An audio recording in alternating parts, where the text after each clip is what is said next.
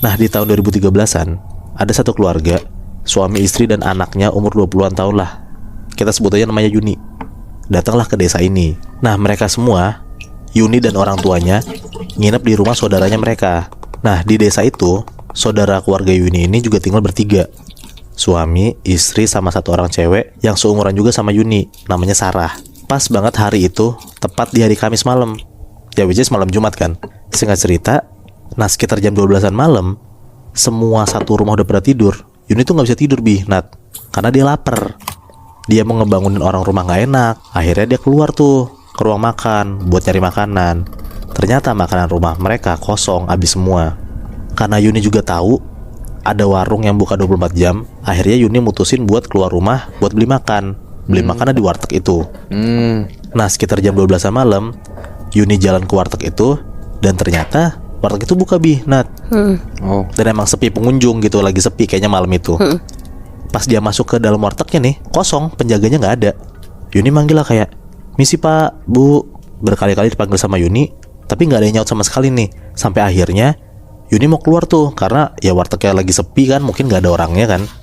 Nah pas dia balik badan, akhirnya ada orang yang nyaut dari dalam. "Maaf mbak, lama, mau pesan apa?"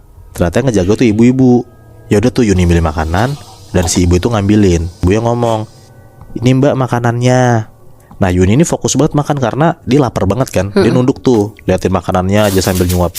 Pas dia lagi fokus makan, dia tuh ngerasa kayak di depan dia, kayak di balik kaca warteg makanannya itu, kayak ada orang berdiri tapi gak gerak-gerak Nat. Dia berdiri diem aja gitu. Akhirnya nengok lah nih si Yuni ke depan. Pas Yuni nengok, ternyata dia ngeliat si ibunya lagi diem aja, ngeliatin Yuni sambil senyum-senyum juga. Bener-bener kayak diem matung sambil senyum ngeliatin Yuni gitu loh Nat. Gue mulai merinding ya anjing. Dia tuh mikir kayak, ini kenapa aneh, gue lagi makan kenapa diliatin sama ibunya.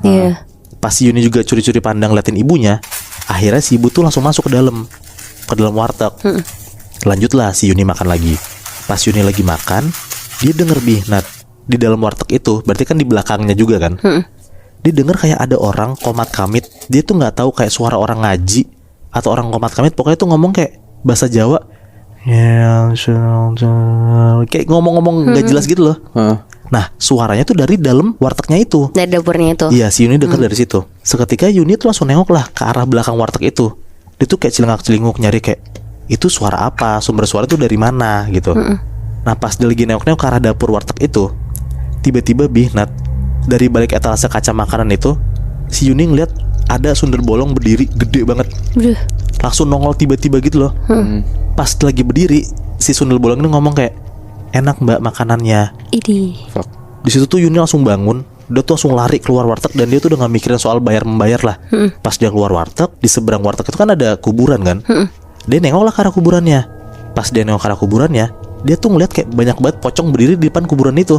Oh shit.